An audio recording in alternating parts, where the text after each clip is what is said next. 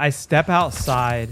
I can smell the ocean, see the palm trees. It's a beautiful day. It's humid out. I'm nervous. I'm excited, a little sweaty from the humidity as I'm walking into the Miami airport to meet up with my good dude, Wesley Huff. This was just about, if even a month ago. I'm walking into the airport because then Wes and I are going to go together to meet up with Patrick Bet David to be on the PBD podcast, Valuetainment. As I'm walking in, this dude's playing the guitar. It was Bob Marley, like every little thing, it's gonna be all right. I get a text from Wesley. Mark, I just landed. By the way, my episode just dropped live on Joe Rogan. So I pop my AirPods in and I'm walking to meet Wes, listening to Wes and Joe Rogan talk about me, which was crazy. Mark Minard, who was the podcast host, as far as I'm aware, numerous cease and desists, and Anton, who was the media manager. He'd sent a number of cease and desists. It's unfortunate. It is unfortunate.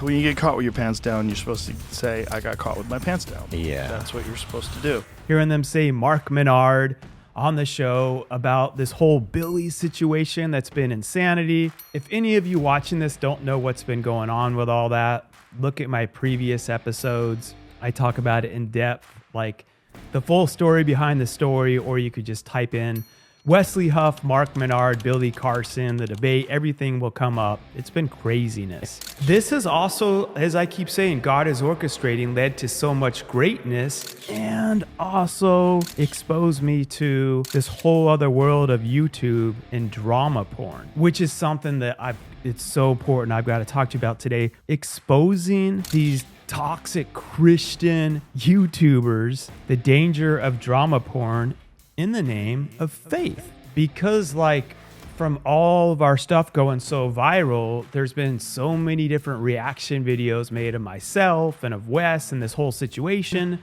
This has connected me with some awesome, great new people who I'm going to mention. I'm going to give you guys a shout out. And then also it led me down this other wormhole of this Christian YouTube community I'm talking about that, man, it's so toxic. And this is so important for you to understand this because this becomes an addiction. It was with the news, why I stopped watching the news. This is why I love podcasts, that you can just really talk about anything and there's such a good variety. I love that. Also, like the news, the toxicity, it was just so like fear-based and just drama-based and negativity and gossip. Then I'm seeing this with these like full Christian, quote, YouTube channels where they're building a whole freaking channel just on tearing other people down. People like Joel Osteen. And I'm going to explain to you that in a minute. Just trust me. This, you don't realize if you're the one doing this, how much this is holding you back in the big picture of things. Great. You're getting a bunch of views right now. And to those of you listening to this, this is like an addictive cycle that fills you with toxicity and is holding you back from doing your greater God-given purpose and being the better you and being successful at your dreams. A lot of times anyone makes it big where they have like a quote big church. Immediately all these other Christians start making full channels hating on them. And it got me realizing these are just like any other haters. I've never met a hater that was doing better than me. I've never met someone that has built a business from the ground up longer than I have, is doing way more successful, that just comes and hates on me for having success in my company, Dreamshine, of 18 years. They're going to offer, if they have time, constructive criticism. It may not be what I want to hear, but what I need to hear coming out of a place of love. People that have had more success in their marriage, I've been married 18 years, that have been married for 30 years, aren't going to come and crap all over my marriage. And if I'm going through a struggle, they're going to help give me wisdom to try to fight through it. Coming from a place out of actually having success and fruits in those areas. You don't meet people usually that are at a higher level than you at any other area that are going to come and hate on you because they're too busy living out their own purpose. So going back to all this becomes an addictive, vicious cycle. And some of these people, I just got to get right into it. I'm just sharing this with you so we can get wisdom and break these own cycles of addiction, of toxicity, and get away from it. There's one person I saw that has a whole channel with millions of views on each episode, just crapping all over Joel Osteen. Again, given some constructive criticism and breaking down like, oh, this with this on abundance is great. Also, there's another part we should add in here if in the Bible that talks about and here's how we can tie it together.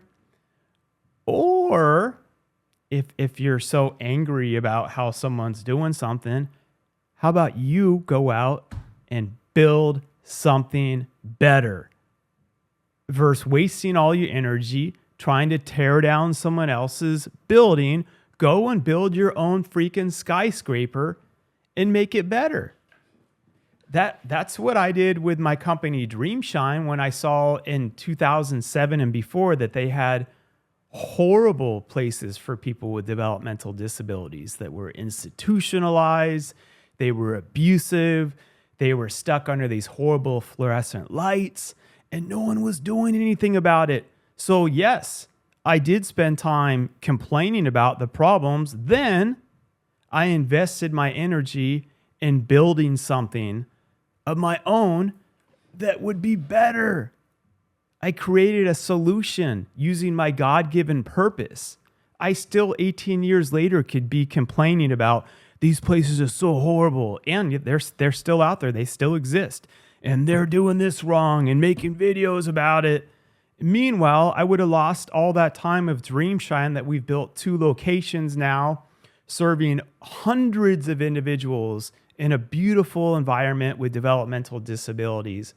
With our pirate shipbuilding, I mean, you can go to dreamshine.site and check it all out. Our multiple acres, beautiful locations, 30 plus team members and growing. That's been part of my God-given purpose. I invested my energy building that. Going back to this whole thing, like with Joel Osteen even, there's different seasons in your life. I remember when I was starting Dreamshine and I had to fight against the whole state of Ohio and I was going through all this opposition and politics. And I would listen to some of Joel Osteen's sermons where he would be talking about when they went to get their church that was I forget, it was they grew to a level where they needed the stadium. And I don't remember the name of the stadium, wherever it was in Texas. And then they went through this 10-year lawsuit where after they acquired it, he's like, yeah, thank you, God, we got it. Then they said, no, you're not zoned correctly, and all this crazy stuff and drama and anxiety that he was going through. And I was able to relate to that from what I was going through with Dreamshine. And he was like, when you have the blessing, you also get tested and need to go through the adversity. But he's like, now look at us. Look where we are. And I'm like, yeah, there's a light at the end of the tunnel. And as my dude Dave Ramsey says, it says, and it's not another oncoming train. That gave me hope and helped push me through for exactly the message that I needed at that season, at that time in my life. Now, of course, we should constantly be growing and evolving and becoming better versions of ourselves. So there's a time for someone like Joel Osteen, and then I got deeper into other parts of scripture and I've evolved and I have other people that I listen to for other deeper levels of wisdom. But there's also still times where I'll go back and be like, oh man, I just need to hear a Joel Osteen message right now. This is just what I need right now for this thing that I'm going through. Then I'll read some deep C.S. Lewis stuff. It's all God working through it all. So if I would have listened to this YouTube person, if it would have been around back then, and immediately been like, oh my God, Joel Osteen is a demon in disguise, and stop listening to it, that might not have pushed me through that next hurdle that I was needing to open Dreamshine and push through this whole thing where I had to fight against the state, right under the governor, fight to get a whole law changed. I was just a 26-year-old dude with nothing, just got married with my office in a freaking barn. The recession of '08 hit, had 2 kids back to back. Anyway, it was madness. Joel Osteen's teachings got me through that. Of course, it was God that got me through it. But he used that message from Joel Osteen to help me. Okay? So, just chill out. Like, this toxicity and hate and drama and gossip creates more division than unity. And it gets people addicted to this toxic freaking cycle. It's a virus. It's holding you back if you're staying in this cycle. You're addicted to it without even realizing it. The Bible doesn't say anything good about gossip. People can be addicted to pornography, gambling, gossip. It doesn't say this is worse than this. It's an addiction. You need to break free from it. It's a vicious freaking cycle that's actually holding you down. And it pushes people away. It just gets them sucked into negativity and drama. Like I say, there's a time where you can do some help course correct something, or if someone really is doing something terrible. I get it. We had this whole situation go on. However, then move on and focus on your purpose of building something that's your purpose in your heart that you're meant to do, versus just constantly trying to tear everyone else down and truly being a hater. There's a quote: if you want to avoid criticism, do nothing, say nothing, be nothing. I think it was Aristotle that said that. So true. But it's really toxic. Like, anytime I see anyone get big in the Christian community, I'm noticing other Christian YouTubers have a whole channel just trying to freaking tear them down. I get it if they had a couple videos doing this and that. Like me, personally, I love a lot of stuff Elon Musk does and respect everything. He's done so much. There was a time where he had a leadership breakdown during a stock meeting, and I did a show talking about how that was not a great example of leadership. And then I used that to explain, here's how you would handle that in a teachable moment, the right way. However, I was like, I love and respect Elon Musk. I believe he's going to continue and grow through this. He has, and he did, and they've continually leveled up. And I don't continue to just only make videos. No, I truly respect the dude overall. That was like a teachable moment where I'm like, oh, I can draw from this, give wisdom out, how to help others. I doubt he would have watched it, but I'm like, even if he saw this could help.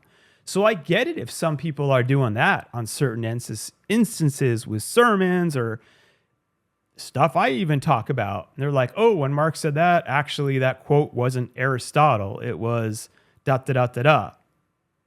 Thank you. They corrected me on that.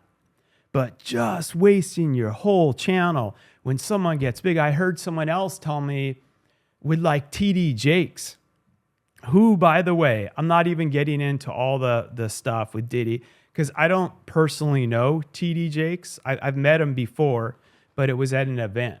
I don't personally know him. So I don't sit here and try to gossip about people and stuff. If I don't personally know them, I'm still not going to waste time gossiping on them. But you don't know what's truly going on.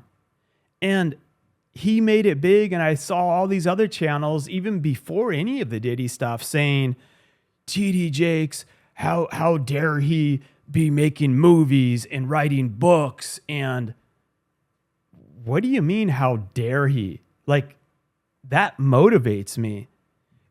God can call you to, if you hear his whole story, start with nothing at like a country or a little country church in like Virginia or somewhere. He started with at a storefront with literally nothing, to keep going to different levels and then writing books and then having a bigger following, a bigger church. You call it a mega church.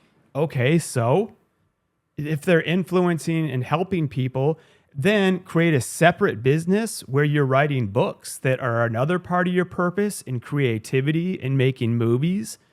That's inspiring to me. And the dude works his butt off. And his sermons have been at a deeper level in a different way than Joel Osteen that have helped me at many times in my life when I'm going through my faith and stuff with building my company. It's very relatable. And my marriage and my children. He opens up about that in such a way that's helped me in so many ways. Some of his books, one of them is, I think The Battlefield, The Mind is a Battlefield, I think was the name of it, on spiritual warfare. I read when I was like 20. And that helped me a lot. And these hater channels are, how can this person have this and be a follower of God and be a New York Times best-selling author? Like, what? If someone's not talking about God being abundant, I get not only saying God's abundant and everything's perfect and magical. Of course, you're going to go through adversity. Of course. Jesus died on the cross. Many of his disciples, someone can make a reaction to this. I can't remember if it was every one of them, got persecuted in the name of Jesus. But you can also, God is limitless and abundant. And so if someone's speaking of this God of lack and limitations, you should run away from that. God's limits are limitless. So don't allow other people to place their limitations on you on how little they think God is, because deep down, they have their own problem with ego and they're actually just freaking toxic haters. They're dividing everyone. Success is evil. No, it's not. It magnifies more of who you already are. If you're a piece of crap and you're broke, then you become a billionaire, you're still going to be a piece of crap.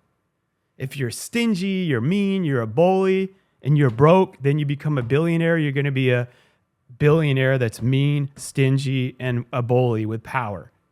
If you're someone that has a God-given purpose and you're a giver, I say it all the time, when I'm a billionaire, I'm going to be able to help so many more people. And I'm going to enjoy the fruits of my labor.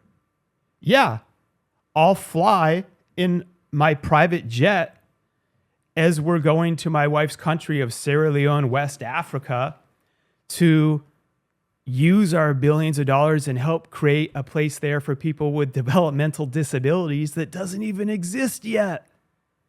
And I won't need to try to get funding from other people.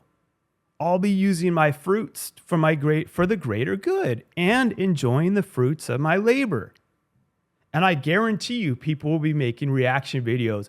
Mark is flying on his private jet and he has a company for people with developmental disabilities. And he's a Christian and he talks about God. And how can he be doing that if he has this?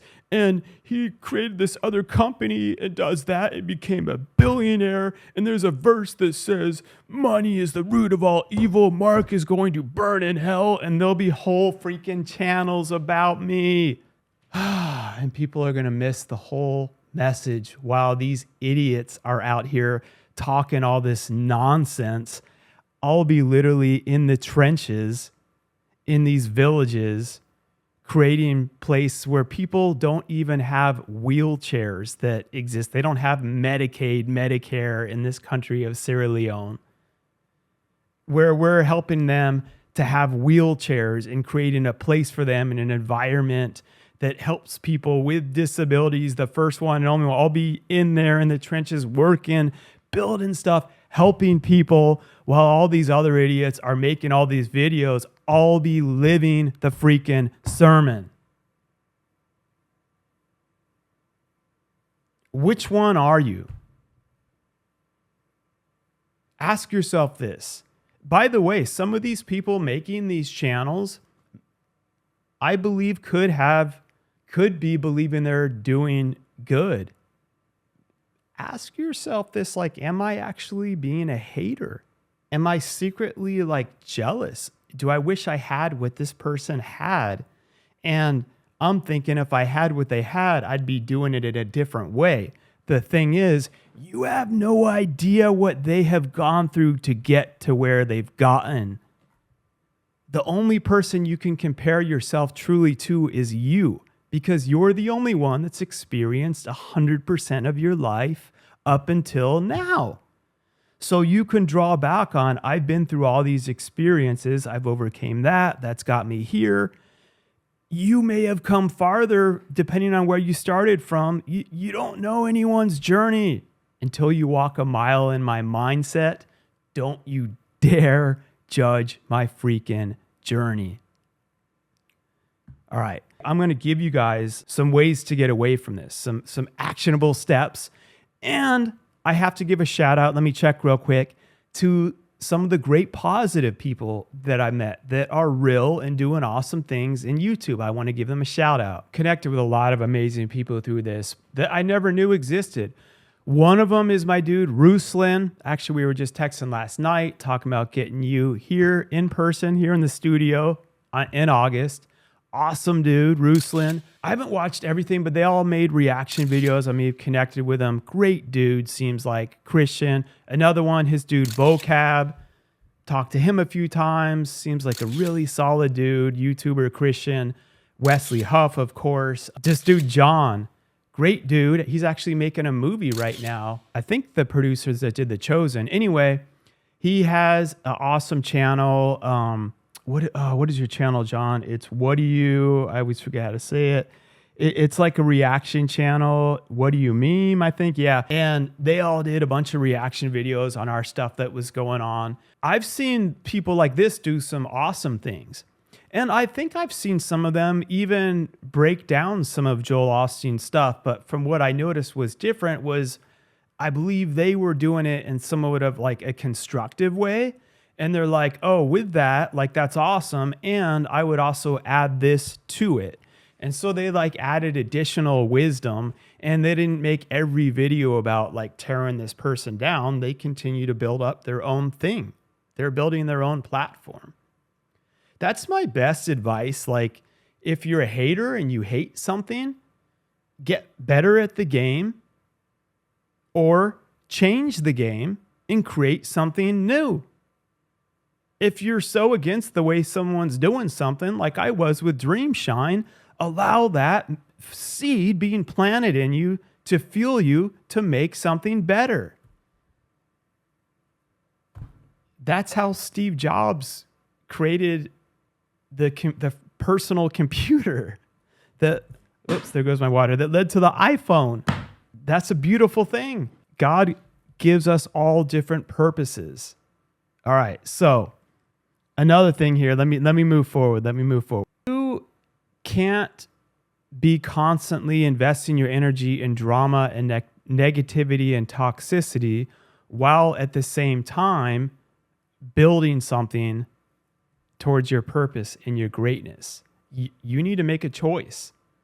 So if you're wasting to this addiction, whether you're the one doing it or you're the one watching it, then you're talking about it with others. That's hours. And then you're spreading the virus to others. You're dividing everyone. You're creating anger and hate. When God's like trying to bring people together to live the sermon and do amazing things and go after their purpose. Start to freaking check yourself. Listen, your mind is a garden.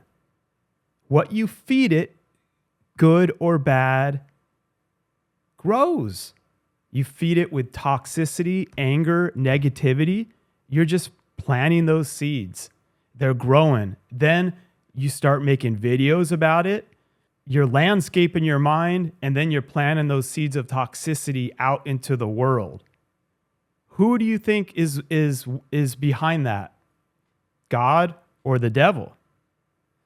If I was the devil, I wouldn't have a pitchfork and a red tail the way people think. I would be thinking, what could be some ways I see that there's more influence with this Christianity thing, and it's helping people and bringing more people to God. How can I get them to divide against each other about all these stupid little things that don't really matter in the big scheme of things, and get their focus off their God-given purpose and be distracted and addicted to these distractions that become toxic? Oh, that's what he's doing. Wake up. All right, so invest your energy into building your own purpose, building your own dream. Now, I'm going to give just a few more things here. Invest in purpose over drama and toxicity porn.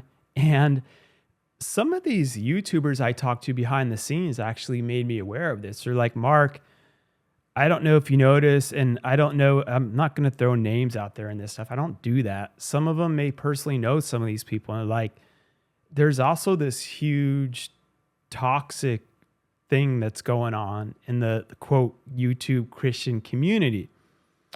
And a lot of them aren't speaking out about it. And I am, because it's nonsense. So stop fueling that. If this is you watching this, realize, am I addicted to this? Focus on your freaking purpose.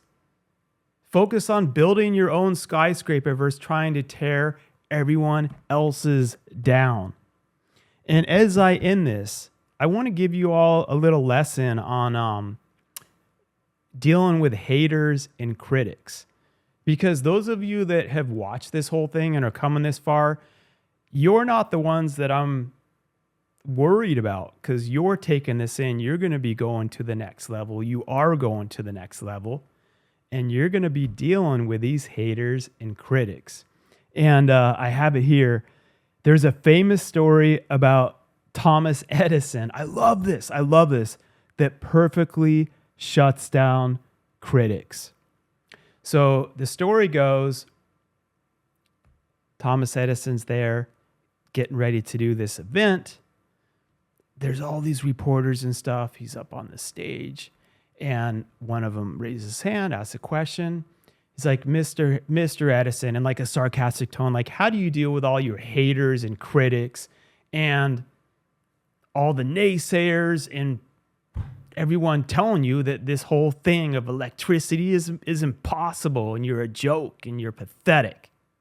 The story goes, Mr. Edison doesn't say a word.